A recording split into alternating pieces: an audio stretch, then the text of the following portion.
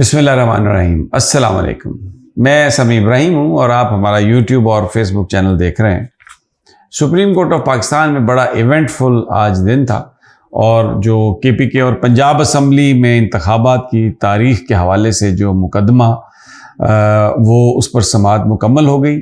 अब अदालत ने ये ऐलान किया है कि फ़ैसला कल सुबह 11 बजे सुनाया जाएगा। Short order 5 member bench justice Umar Ata Bandial की सरबराही में, जिसमें जस्टिस मंसूर अली शाह, जिसमें जस्टिस मुनीब अख्तर, जस्टिस जमाल खान मंदोखेल और जस्टिस मोहम्मद अली मसर, इन्होंने इसको 2 दिन की समाअत हुई। कल समाअत शुरू हुई थी दोपहर में और आज शाम 6 बजे तक ये समाअत कंप्लीट हुई। बीच में वक्फे भी हुए और तकरीबन 1 दर्जन वकीलों ने अपना मुख्तलिफ जमातों के दलाइल दिए। तमाम पॉलिटिकल पार्टीज़ के वकील भी थे, अटॉर्नी जनरल ऑफ पाकिस्तान थे, एडवोकेट जनरल्स भी थे, फिर इसके अलावा बार काउंसिल के नुमाइंदे भी थे। इसके साथ साथ जो सदर और गवर्नर्स के जो वकील थे, उनके सेक्रेटरीज़ के जो वकील, उन्होंने भी दलाइल इसमें दिए। सवाल सबसे बड़ा ये था कि इलेक्शन की तारीख देने का इख्तियार किसके पास है, गवर्नर, सदर या इलेक्शन कमीशन ऑफ पाकिस्तान। आज समाअत के दौरान सदर मुमलिकत के वकील ने बड़ी इंपॉर्टेंट ये बात कही कि जो KPK असम्बली में उन्होंने इंतखाबात की तारीख दी, एडवाइस दी, उसको वो वापस लेने का फ़ैसला उन्होंने किया है। क्योंकि जो KPK असम्बली थी वो गवर्नर साहब ने साइन करके उसको डिज़ोल्व उसको किया था on the advice of chief minister. तो वहाँ पर सदर साहब ये समझते हैं कि तारीख देने का इख्तियार गवर्नर साहब का है, तो इसलिए वो वहाँ पर से जो उन्होंने तारीख दी है इलेक्शन की, उसको वो वापस ले रहे हैं।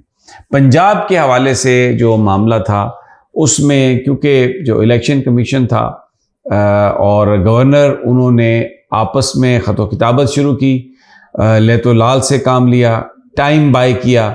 इस पर सदर मुमलिकत का उन्होंने ये कहा कि उन्होंने तारीख दी है और वो इस बात पर आज सलमान अकम राजा जो सदर मुमलिकत के वकील थे, उन्होंने इस बात पर बहस की और कहा कि वो फ़ैसला उनका दुरुस्त है और आइन के तहत सदर ही वो तारीख दे सकते हैं। आज समाअत के दौरान बड़े इंपॉर्टेंट ऑब्जर्वेशंस आई हैं। अब फ़ैसला तो कल 11 बजे आएगा, लेकिन कंसेंसस जिस बात पे था जजेस का कि इलेक्शन जो हैं वो 90 दिन के अंदर ही होने चाहिए। पीपल्स पार्टी के वकील ने बड़ी अजीब बात कही, गवर्नर KPK ने भी बड़ी अजीब बात कही उनके वकील ने, कि 90 दिनों के अंदर उन्होंने तारीख का ऐलान करना है। तो फिर अदालत का सवाल था कि अगर 90 दिनों के अंदर सिर्फ इलेक्शन की तारीख का ऐलान करना है तो इलेक्शन कब होंगे? आइन तो ये कहता है कि इलेक्शन 90 दिन के अंदर हो।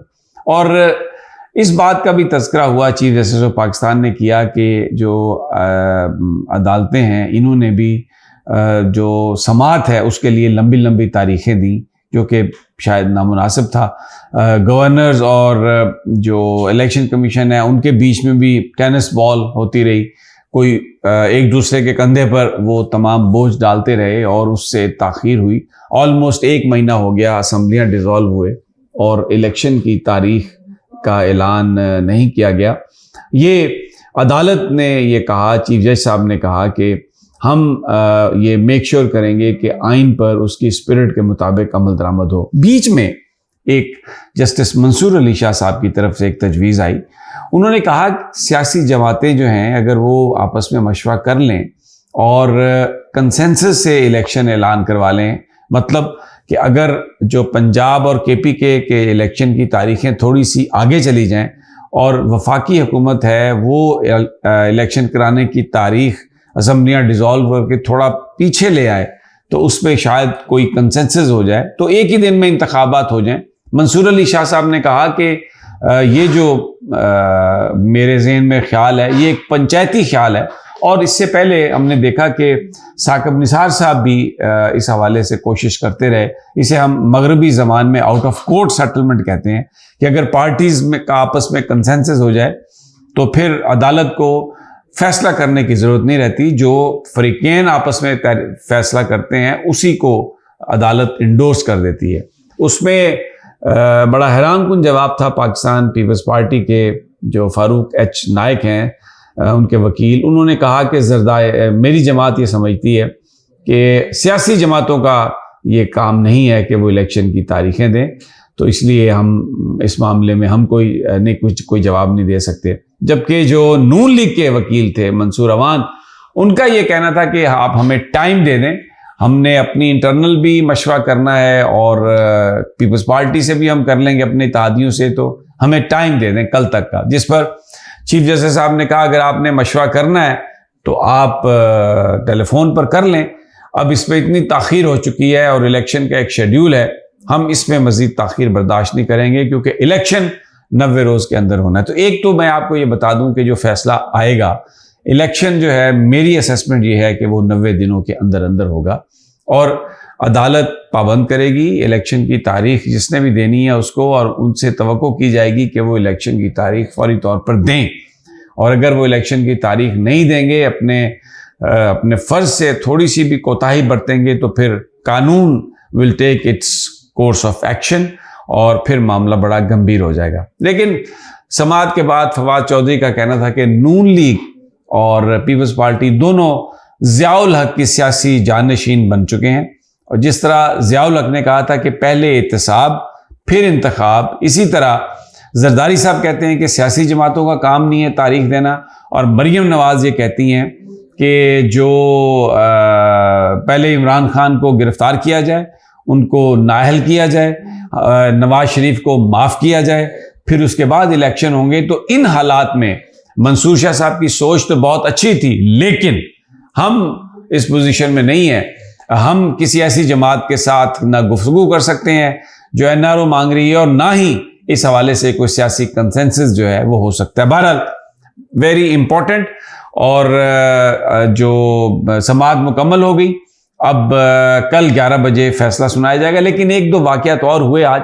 صحافیوں کے ساتھ تشدد کیا گیا، اس میں ثاقب بشیر صاحب جو کورٹ رپورٹر ایسوسیشن، اسلام آباد ہائی کورٹ رپورٹرز ایسوسیشن کے پریزیڈنٹ بھی تھے، ان پر بھی تشدد ہوا. عباس شبیر پر، اے آر وائی کے شاہ خالد ہیں، پھر ذیشان سید اور بھی جو وہاں پر صحافی تھے وہ بھی اس زد میں آئے، اور پولیس نے کوئی پرواہ نہیں کی کیمروں کی، کوئی پرواہ نہیں کی کہ ان کی فوٹیج بن رہی ہے. انہوں نے سر عام ان صحافیوں پر تشدد کیا اور برے طریقے سے تشدد کیا جو بنیادی طور پر نون بونافائیڈی صحافی اور صحافیوں کے لیڈر.